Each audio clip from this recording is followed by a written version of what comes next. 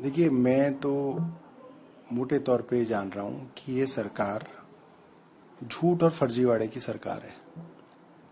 1 लाख करोड़ का बजट इस सरकार का है और फायर ब्रिगेड के पास सीढ़ी नहीं है। 9 लोग जल के मर गए क्योंकि फायर ब्रिगेड के पास सीढ़ी नहीं थी कि आप 2nd फ्लोर तक भी पहुंच पाओ। 3rd फ्लोर की बालकनी में वो लोग खड़े हुए थे। तो ये तो सिर्फ झूठ बोलते हैं, इनकी किसी बात का हमें यकीन नहीं है और पूरी तरीके से ये सरकार फेल है। लेकिन आशीष सूद कह रहे कि उसका असर नहीं पड़ेगा। हालांकि जो आशीष सूद ही जो है फायर ब्रिगेड के डिपार्टमेंट के मंत्री हैं।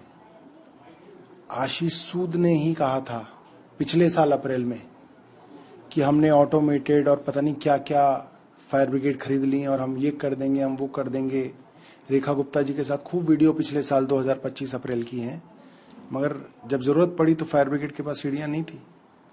ये आशीष सूद ही थे जिन्होंने पिछले साल कहा कि क्रांतिकारी जो है कानून लेके आ गए हैं, प्राइवेट स्कूल की फीस नहीं बढ़ेगी, और सब प्राइवेट स्कूलों की फीस बढ़ाई गई।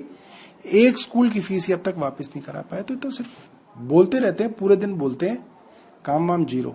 लेकिन जो बिजली के दामों में बढ़ोतरी होने जा रही है, अगर ऐसी होता है, आम आदमी पार्टी ने पहले ऐसी आशंका जाहिर की थी कि नई सरकार, बीजेपी की सरकार, बिजली के दाम बढ़ा सकती है, लोगों के जो सब्सिडी मिलती है उसे हटा सकती है। देखते हैं जी, अभी तो जानकारी पूरी नहीं है, धीरे धीरे देखते हैं जानकारी क्या आती है, तब पता चलेगा।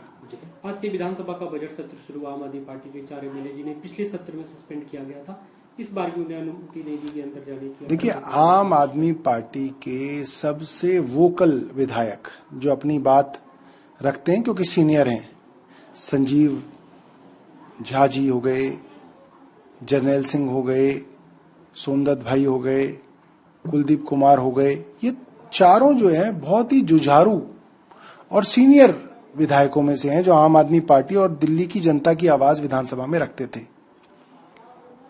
इनको चुन चुन के निकाल दिया गया, विधानसभा की कमेटियों में नहीं लिया जा रहा, व्हाट्सएप के ग्रुप तक से जो है इन्हें निकाल दिया। मुझे तो लगता है कि कल को ये ना कह दें कि आप दिल्ली में भी नहीं आ सकते, असेंबली ने आपको सस्पेंड कर दिया, आप दिल्ली से ही बाहर हैं। संजीव झा को कह देंगे आप बुराड़ी में नहीं घुस सकते, आपको तो सस्पेंड कर दिया, बुराड़ी में कैसे घुस रहे हैं आप, अफसरों से कैसे बात कर रहे हैं। तो ये जो तानाशाही भारतीय जनता पार्टी लेके आई है, उनको हमें ये कहना है कि भाई फिर तुम खुद ही चला लो असेंबली, हमें हमारी जरूरत ही नहीं है, खुद ही बजट पास कर लो और खुद ही कर लो, हमें नहीं आना तुम्हारी असेंबली में। लेकिन वो लोग कह रहे हैं कि आज जो सीएजी की रिपोर्ट टेबल हुई और पीसी की उस पर चर्चा हुई रिपोर्ट, इसलिए आम आदमी पार्टी की, वो तो कल विजेंद्र गुप्ता बताएंगे।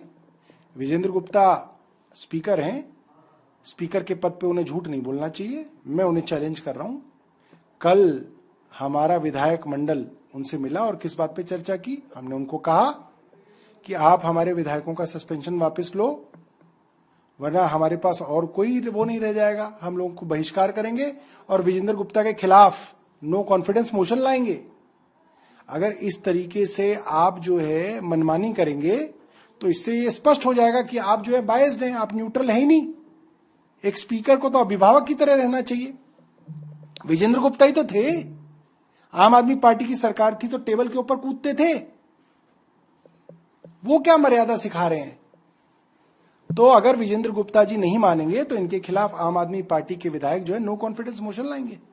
आज प्रधानमंत्री सदन में जानकारी दे रहे हैं जो वेस्ट एशिया कॉन्फ्लिक्ट को लेकर भारत पर असर पड़ा है। उन्होंने कहा कि हमारी सबसे पहली प्राथमिकता रही कि वहाँ के लोगों को, जो इंडिया के लोग हैं वहाँ पे फंसे, उनको सुरक्षित निकाला जाए। वो काम हमने किया है।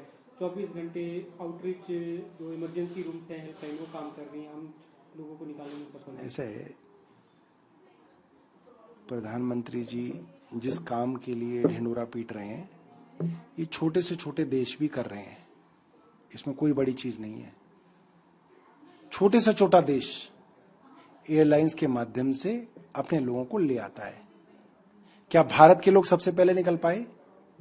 क्या ऐसा कोई प्रेसिडेंस प्रधानमंत्री जी ने किया? ऐसा तो नहीं है। जैसे बाकी देशों के लोग निकले वहां से, वैसे भारतीय भी निकल आए। तो इसमें प्रधानमंत्री जी ने क्या कमाल कर दिया? प्रधानमंत्री जी तो तब कमाल करते जब उनके कहने से ईरान भारत का तेल और गैस बंद ना करता। ईरान ये कहता कि नहीं, भारत का तेल और गैस जाएगा, भारत मेरा दोस्त है, ऐसा भी नहीं हुआ। या उनके कहने से ट्रंप ये कहते कि भारत के ऊपर टैरिफ नहीं लगेगा, मोदी जी मेरे दोस्त हैं, यहां टैरिफ नहीं लगेगा, वो भी नहीं हुआ।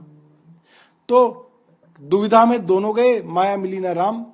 ना अमेरिका तुम्हारा दोस्त रहा, ना ईरान तुम्हारा दोस्त रहा। आप ढोल बजा रहे हैं, बस बजाते रहो।